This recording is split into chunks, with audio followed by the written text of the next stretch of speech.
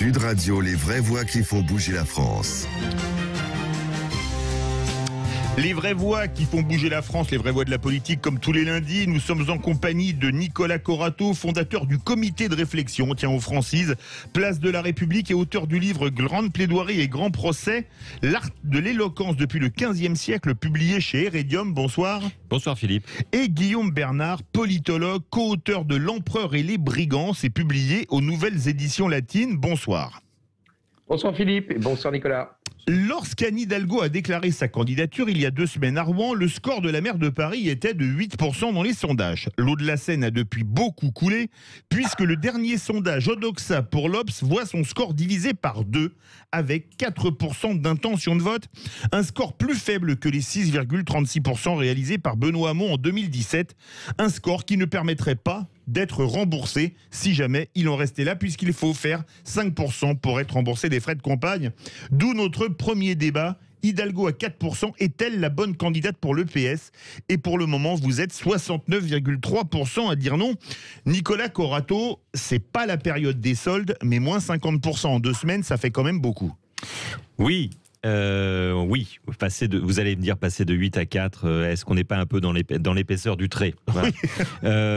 Non, je vais être cruel, mais c'est vrai qu'on ne cesse de répéter que les sondages ne sont que des photographies à un instant T, que ce qui compte, c'est de voir les tendances, les dynamiques. Bon, si on s'applique au cas de Anne Hidalgo, la dynamique, elle est plutôt, c'est plus la remontada, c'est la reculada. Je ne sais pas comment vous appelez ça, mais la descente, c'est la bajada en espagnol. La bajada, voilà. Moi, je parle pas espagnol couramment comme vous, Philippe, mais effectivement, la dynamique n'est pas pour elle.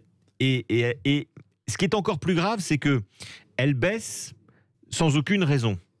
Ce que je veux dire, c'est que elle ne fait rien pour monter, elle ne fait rien pour baisser. C'est-à-dire c'est la tectonique des plaques autour d'elle qui agit. On a l'impression qu'elle est complètement amorphe au milieu de ce débat politique, incapable d'émerger, incapable d'imprimer quoi que ce soit. Certains disent que c'est la déclaration d'Arnaud Montebourg qui lui coûte effectivement cette descente.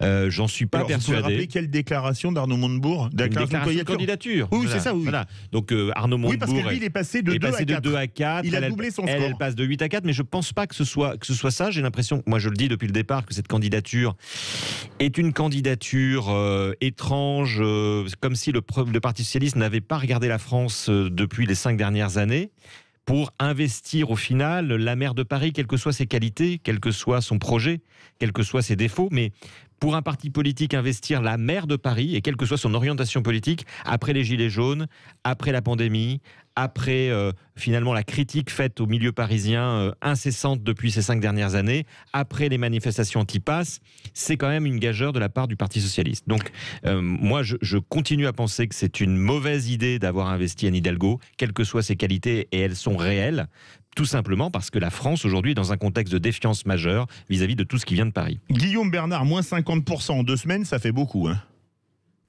Oui, c'est évident. Cela dit, encore une fois, on est encore loin de la présidentielle. On a encore 7 mois. Et puis, il y a ce qu'on appelle les marges d'erreur. Bon, cela dit, plus on se rapproche de 0 ou plus on se rapproche de 100, plus les marges d'erreur sont quand même infinitésimales. Cela dit, pour défendre non pas Anne Hidalgo, mais pour essayer de trouver, je dirais, des raisons de ne pas entièrement, je dirais, la matraquer, je dirais que c'est pas forcément Anne Hidalgo elle-même qui est un problème, c'est peut-être tout simplement le Parti socialiste qui n'a plus véritablement d'espace politique. Alors, si on se rappelle quand même la dernière présidentielle, celle de 2017, qu'on regarde les courbes, et Nicolas y a fait allusion il y a un instant, c'est ce qu'il y a de plus important, plus que le score en lui-même à un moment donné, au début de la campagne de 2017, Hamon plus Mélenchon, ça faisait 25. À la fin de la campagne, ça a fait également 25, sauf que les courbes se sont croisées et que Mélenchon a siphonné Anne Hidalgo. Bon, alors depuis, je pense que le paysage politique s'est de toute façon encore plus droitisé que ça n'était le cas en 2017, mais il est certain qu'un parti comme le Parti socialiste, qui aura été absent 2 fois du 2e tour de la présidentielle en 20 ans, en 2002 et en 2017, c'est un parti qui est en train de survivre et qui n'est plus véritablement en capacité de faire le jeu politique. Donc, au-delà même de la personnalité d'Anne Hidalgo, qui est évidemment très discutable parce qu'elle apparaît à l'opinion publique comme l'incarnation du bobo parisien, au-delà même de sa personnalité, c'est tout simplement l'existence même du Parti socialiste qui est en jeu. Et pour le coup, le fait qu'Arnaud Montebourg, un ancien socialiste, un ancien ministre de François Hollande, veuille y aller tout seul, sans étiquette politique, sans investiture politique, de la même manière que, d'une certaine manière, Éric Zemmour va vraisemblablement y aller tout seul et sans parti politique, eh bien alors là, pour le coup, ça peut nous donner une présidentielle beaucoup plus intéressante parce qu'on aura des électrons libres, des gens qui vont se positionner en fonction de vraiment leur convictions personnelles et pas en fonction d'une ligne d'un parti ou de segments électoraux qu'ils devraient uniquement chercher à essayer de conquérir. Donc voilà, Anne Hidalgo est un problème pour le Parti socialiste, mais je pense que le Parti socialiste est même tout simplement un problème pour tout candidat qui serait désigné par lui-même. Justement, Guillaume Bernard vient de le dire, le PS, il est en danger de mort s'il ratait pour la 3e fois en 20 ans au second tour de la présidentielle. Nicolas Corato. Je partage ce qui vient d'être dit par Guillaume. Le parti Les grands esprits se rencontrent. Oui. Oui. Sur le cadavre du Parti socialiste, tout le monde peut se rencontrer. Non, le sujet pour le Parti socialiste, il est même beaucoup plus pragmatique que ça. Si on en croit ce qu'on entend de ci, de là. Au Parti socialiste, on considère que cette campagne est peut-être la dernière campagne présidentielle que le Parti socialiste pourra financer. C'est-à-dire qu'aujourd'hui, la question au Parti socialiste, c'est est-ce qu'on est encore en capacité, en 2027, de financer tout seul un candidat du parti? Ou alors, ils ont dû déménager du 7e arrondissement à Ivry-sur-Seine. Est-ce qu'il faudra nécessairement trouver un arrangement avec d'autres forces politiques parce que financièrement, on n'y arrivera plus. Anne Hidalgo est peut-être la dernière candidate unique du Parti socialiste à être financée et portée par ce parti qui vit, il faut jamais le dire, peut-être pas ces derniers jours, mais qui en tout cas est au plus bas du plus bas auquel il a jamais été. Donc ça, c'est un élément important pour comprendre aussi pourquoi finalement le Parti socialiste a investi Anne Hidalgo, parce qu'il fallait jouer cette dernière carte de la dernière campagne portée uniquement par le parti. Ça, c'est le premier sujet. Ensuite, le Parti socialiste, on peut dire que... et moi, ce qui m'étonne, c'est on peut faire l'impasse sur cette élection. Parce que moi, je suis persuadé que le peuple de gauche et les électorats de gauche ne sont pas représentés dans les sondages qu'on voit aujourd'hui et ne s'expriment pas nécessairement.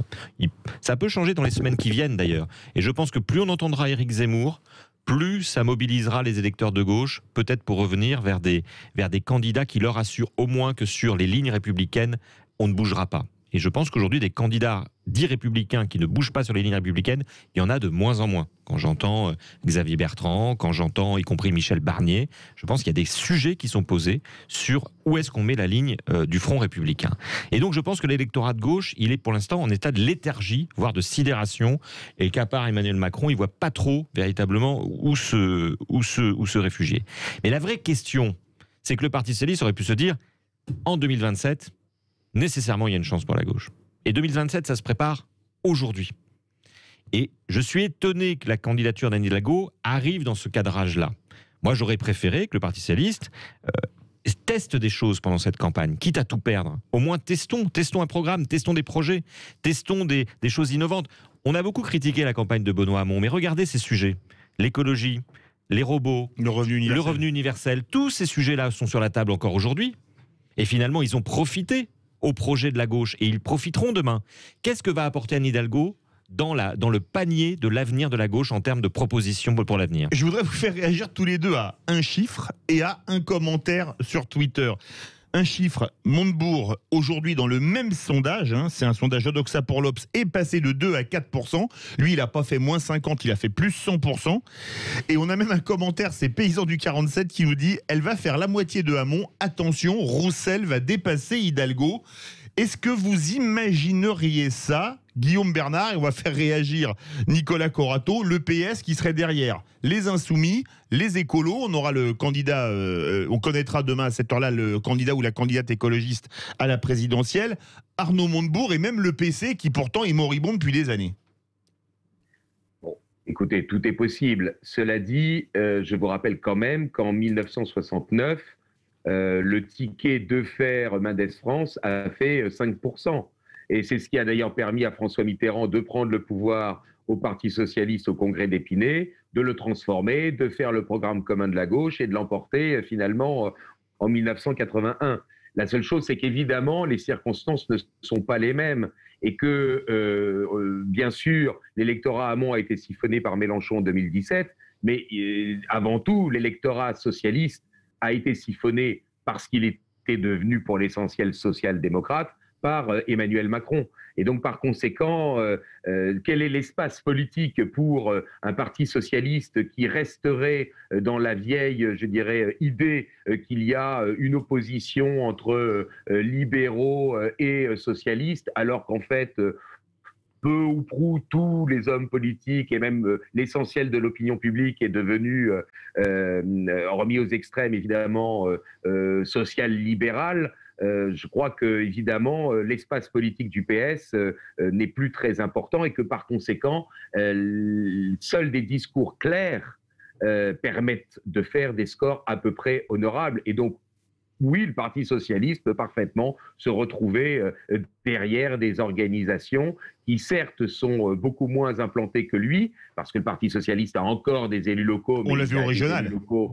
Oui, mais il a des élus locaux grâce au fait que les sortants l'aient emporté, mais des organisations qui ont peut-être des discours plus clairs, plus nets, plus tranchés que celui du Parti socialiste qui essaye de trouver un entre-deux pour essayer de survivre. Nicolas Corato, vous imaginez le PS qui serait derrière ces organisations ? Les Verts, les Insoumis, Arnaud Montebourg, voire même le PC, comme dit un auditeur. Hein. Oui, parce que ce qui se profile dans cette élection présidentielle, c'est quand même un pluralisme de propositions et de clivages. Je rejoins ce que disait Guillaume, c'est-à-dire qu'on a vraiment... on va avoir une offre politique pendant cette élection présidentielle, très variée, peut-être trop variée à mon goût, mais très variée. Et face à ça, la candidature d'Anne Hidalgo, le projet qu'elle porte va paraître extrêmement fade. Parce que je rejoins effectivement ce que vient de dire mon contradicteur, avec qui je suis tout le temps d'accord. C'est bien entendu que le Parti socialiste n'a pas tranché aujourd'hui un certain nombre de sujets. Là où j'ai une petite nuance, c'est que je ne pense pas, moi, que la majorité des Français ait basculé dans le social-libéralisme ou la social-démocratie. Moi, je pense au contraire qu'il y a une aspiration à gauche comme à droite à sortir de la logique néolibérale. Et que par exemple, sur cette question, le Parti socialiste n'a absolument pas tranché. Autre question sur laquelle Montebourg est beaucoup plus à l'aise, parce qu'il est seul aussi, c'est la question européenne. Montebourg, il peut raconter à peu près n'importe quoi sur l'Europe. Il n'a pas de contradicteur en interne, puisqu'il est seul maître à bord. Anne Hidalgo, elle patauge sur l'Europe. Alors que partout autour d'elle, à gauche comme à droite, on est beaucoup plus à l'aise pour se défaire de l'Europe. Regardez Michel Barnier. Formidable, Michel Barnier, qui a oublié en 3 semaines qu'il avait été pendant 20 ans à Bruxelles et qui aujourd'hui est devenu le meilleur des souverainistes de la place parisienne. Mais lui est très à l'aise avec Bruxelles. Anne Hidalgo, elle est engoncée dans ce vieux rapport très particulier des socialistes à la construction européenne. Vieux rapport qui, jusqu'en 2005, a complètement sclérosé ce parti et qui, après 2005, l'a quasiment fracturé. Donc, le problème d'Anne Hidalgo, c'est qu'elle est l'héritière, finalement, des contraintes des socialistes, alors que le monde et la France a changé. Vous êtes d'accord avec ça, Guillaume Bernard ? Je vous pose une question. Tiens, est-ce que vous imaginez, si les sondages restaient aussi mauvais, à moins de 5%, qu'elle jette l'éponge ?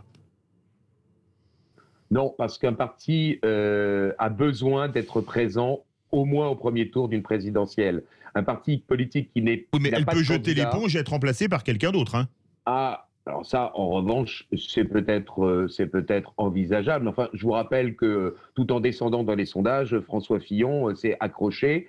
Et mine de rien, il s'est accroché, il a fini à 19,5, ce qui n'était peut-être pas si mal que ça, vu le contexte. Non, un parti a besoin d'être présent parce que à la présidentielle, au moins au premier tour, parce que c'est l'élection phare, c'est celle qui est considérée par les Français comme celle qui plie les choix politiques, et donc il faut avoir un candidat.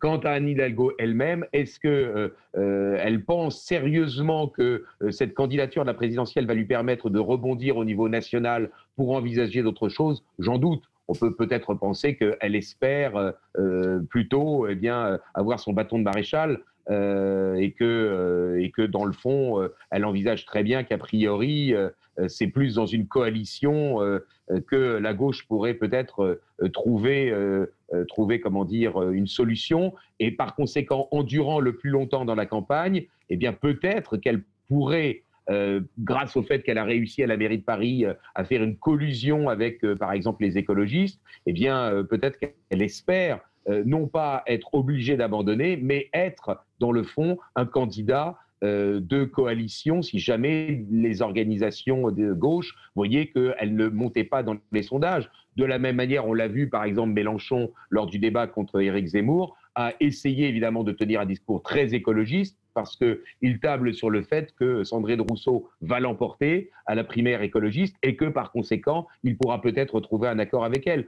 Donc je crois que tous essayent de se mettre sur la ligne de départ pour au final essayer peut-être de réussir une coalition si jamais elle devait arriver, ce qui est peu vraisemblable, mais enfin... tout est possible, encore une fois. Dernière question à tous les deux pour une réponse courte. On commence avec vous, Guillaume Bernard, et on conclut avec Nicolas Corato. Hollande, c'était monsieur 3%. Il a été élu président de la République. Anne Hidalgo à 4%, ça lui laisse de l'espoir? Non, parce que les circonstances politiques ont changé. Il y a une force centrale de coalition droite et gauche modérée qui est Macron et qui empêche le Parti socialiste, je dirais, de pouvoir coaguler les socialistes et les sociodémocrates. Donc, dans ces conditions, le Parti socialiste, à mon sens, est mort. Nicolas Corato? À Hollande, il était à 3%, mais je vous rappelle qu'il y avait un autre socialiste qui cavalait en tête et qui était quasiment déjà président de la République, qui s'appelait Dominique Strauss-Kahn. Donc, Hollande faisait 3% quand Dominique Strauss-Kahn en faisait plus de 20%. Oui. Le monde a changé. Le monde a vraiment changé. Verdict sur Twitter. Hidalgo à 4% est-elle la bonne candidate pour le PS? Eh bien, vous êtes désormais 69,3% à dire non. Tout de suite, notre second débat en compagnie de Nicolas Corato et Guillaume Bernard. LR choisira son candidat lors d'un congrès. Est-ce la fin des espoirs de Bertrand et Pécresse qui ne sont pas adhérents de LR? Pour le moment, vous êtes 72,7% à dire oui. On se retrouve dans quelques instants. Sud Radio. Et comme tous les lundis, les vraies voix de la politique avec Nicolas Corato, fondateur du comité de réflexion Place de la République, auteur du livre Grandes plaidoiries et grands procès, l'art de l'éloquence depuis le 15e siècle, publié chez Heredium, et Guillaume Bernard, politologue, co-auteur de L'Empereur et les brigands aux nouvelles éditions latines. Ce sera au plus tard le 4 décembre prochain, lors d'un congrès, qu'on connaîtra le candidat ou la candidate LR à la présidentielle, puisque les militants du parti ont voté ce week-end à 58% contre une primaire. 5 candidats sont d'ores et déjà connus, 3 LR avec Michel Barnier, Éric Ciotti et Philippe Juvin, et 2 ex-LR, Xavier Bertrand et Valérie Pécresse. Les militants étant plus à droite que les dirigeants, et certains ayant toujours en travers de la gorge les départs de Bertrand et Pécresse qui jugeaient les propos de Wauquiez trop à droite, ce congrès signifie-t-il la fin de leurs espoirs de candidature à la prochaine présidentielle? Eh bien, pour le moment, vous êtes 72,9% à dire oui sur Twitter. Guillaume Bernard, les militants sont plus à droite que les dirigeants chez LR, ce n'est un secret pour personne, comme en général ils sont plus à gauche que les dirigeants au PS. Est-ce que cela joue pour un candidat en particulier? Dans la mesure où Laurent Wauquiez et Bruno Retailleau, qui étaient des candidats potentiels à une primaire, se sont retirés, je crois qu'ils n'ont pas tellement d'autres choix à LR. S'ils veulent voter pour l'aile de droite, si j'ose dire, ce serait plutôt Éric Ciotti. Bon, et donc ça pourrait pâtir pour les candidatures de Valérie Pécresse et de Xavier Bertrand. Encore que Valérie Pécresse a une organisation associée à LR, elle n'est pas complètement sortie de ce parti politique-là. Moi, ce qui me semble vraiment intéressant, au-delà même des candidats, c'est que on a 40 000 personnes qui ont décidé ce week-end de refuser une primaire à laquelle il y avait eu 4 millions de participants en 2016. Oui. Et que je crois qu'ils ont refusé cette primaire, moins pour des questions, je dirais, de positionnement plus à droite ou moins à droite que leur chef politique, que parce que tout simplement, ils savaient que vraisemblablement, ils n'auraient pas eu la même participation à cette primaire qu'en 2016, que le candidat issu d'une primaire ouverte aurait été moins bien loti en termes de soutien populaire que ne l'avait été le candidat désigné en novembre-décembre il y a 5 ans. Et donc, par conséquent, je crois que là aussi, c'est un parti qui comme un peu le Parti socialiste, encore qu'il a peut-être plus de chances d'avoir un candidat au deuxième tour que le Parti socialiste, c'est quand même un parti qui est en train de se rétracter et lui aussi de connaître une véritable division entre ceux qui sont prêts effectivement à rentrer dans une combinaison avec Emmanuel Macron et ceux qui n'y sont évidemment pas prêts. Bon, cela dit, je crois quand même qu'au-delà même des positionnements, il y a 2 éléments qui sont vraisemblables. Le premier, c'est que une combinaison, un accord entre les différents chefs politiques se répartissant les éventuels postes qu'il pourrait obtenir si jamais il gagnait la présidentielle est parfaitement, je dirais, envisageable. Et puis, le second, c'est que une candidature d'Éric Zemmour, vraisemblable, encore une fois, elle n'est pas officielle, mais enfin, tout de même, on peut vraisemblablement penser qu'elle va arriver dans les semaines qui viennent, eh bien, va occuper tout un espace de la vie politique de LR,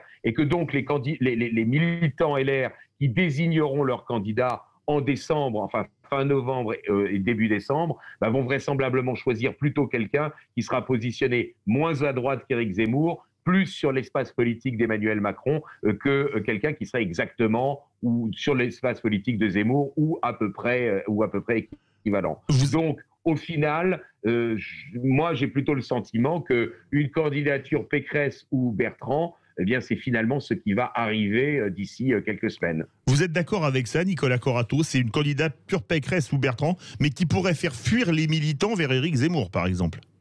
Oui, moi je suis pas Madame Irma, mais j'ai vécu des congrès. Alors sinon, vous seriez venu dans l'émission de voyance de Trina Magdine tous les jours de 16h à 17h sur Sud Radio. C'est vrai, mais je viendrai volontiers si je suis invité. Mais j'ai vécu plusieurs. À mon avis, ça rapporte plus l'astrologie que le commentaire politique. Je suis d'accord. Je suis tout à fait d'accord.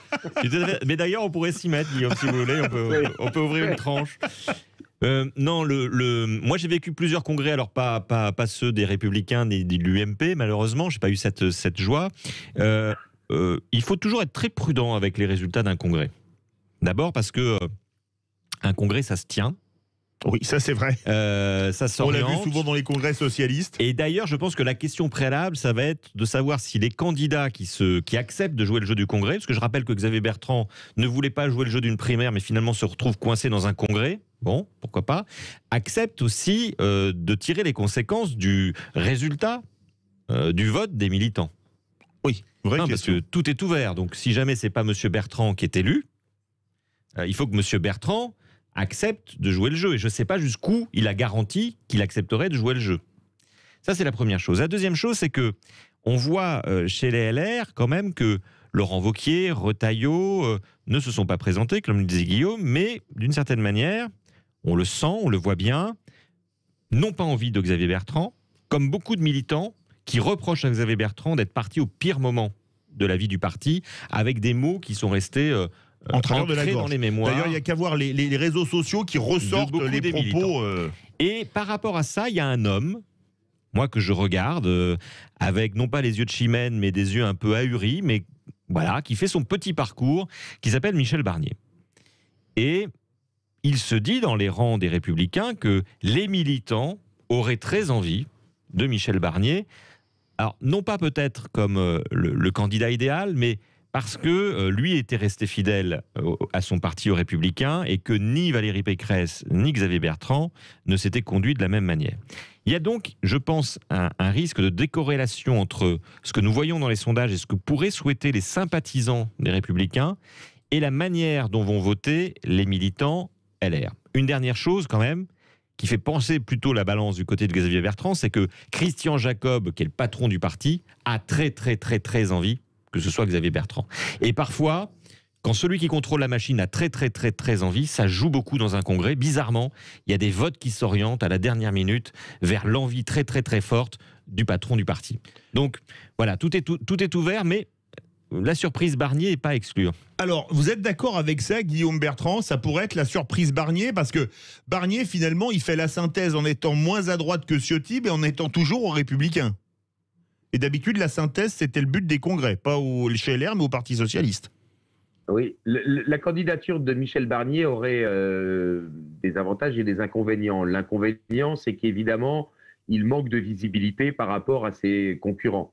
L'avantage, bien sûr, c'est qu'avec un discours qui se droitise pour essayer de couvrir le spectre le plus possible, tout en ayant un pédigré d'ancien commissaire européen, il pourrait peut-être effectivement mordre sur l'électorat de centre-droit. Simplement, encore une fois, il me semble que, bien sûr, il y a la question de la désignation du candidat au sein du Congrès, et puis après, il y a l'appétence que l'électorat pourra avoir au premier tour de la présidentielle. Il me semble que sur ce créneau politique-là, quelqu'un comme François Bayrou a eu une certaine continuité, a eu une certaine, ambition, je dirais, d'incarner un créneau politique pro-européen, libéral, etc., qui ne lui a pas été très bénéfique parce qu'il s'est fait couper l'herbe sous le pied par Macron, qui lui a pris sa place d'une certaine manière, parce que Bayrou avait annoncé le fait que le centre redeviendrait, même sous la Ve République, une force politique en tant que telle, mais qu'en revanche, est positionné au centre droit, Bayrou apparaît comme légitime, alors que Michel Barnier, encore une fois, il manque de visibilité et on peut l'accuser d'une certaine manière d'un manque de persistance dans ses positions. Donc oui, peut-être que le calcul des adhérents de LR qui voteront en décembre, ce sera de dire on essaye de trouver une solution mi-figue, mi-raisin. Je ne suis pas certain que ça soit bénéfique pour que ce soit bénéfique pour les résultats du parti politique lors de l'élection réelle, c'est-à-dire le premier tour de la présidentielle. En une minute, Nicolas Corato. Oui, je voudrais juste rajouter une chose, c'est que je trouve que les Républicains prennent un risque majeur en repoussant leur congrès à décembre. Et qu'aujourd'hui, Zemmour peut faire énormément de dégâts dans le camp des Républicains. J'imagine le congrès de LR si Zemmour est devant le candidat des Républicains dans les sondages fin novembre. Mais exactement. Encore une fois, une élection présidentielle, une campagne présidentielle, c'est une dynamique. Moi, je pense que les Républicains avaient intérêt à partir le plus tôt possible à l'assaut de la présidentielle. Là, ils vont laisser jusqu'au mois de décembre, finalement, le terrain du discours de droite et de très droite, et voire même de l'extrême droite à Éric Zemmour.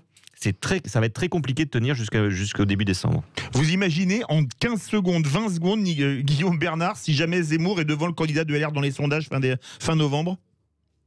Dans ce cas-là, il plie le match. C'est-à-dire qu'effectivement, la grande force de Zemmour, pour des raisons qu'on pourra expliquer mais un autre jour, parce qu'il faut parler rapidement, il a la capacité de récupérer et de l'électorat LR et de l'électorat Rassemblement National. Et donc, évidemment, dans ce cas-là, LR ne pourra que désigner un candidat Macron compatible. Merci à tous les deux, Nicolas Corato et Guillaume Bernard. Verdict sur Twitter, vous êtes 73,4% à dire que c'est la fin des espoirs de Bertrand et Pécresse. Le congrès du 4 décembre, tout de suite, le Loft, Yvan Cujoux reçoit Sophie Tapie.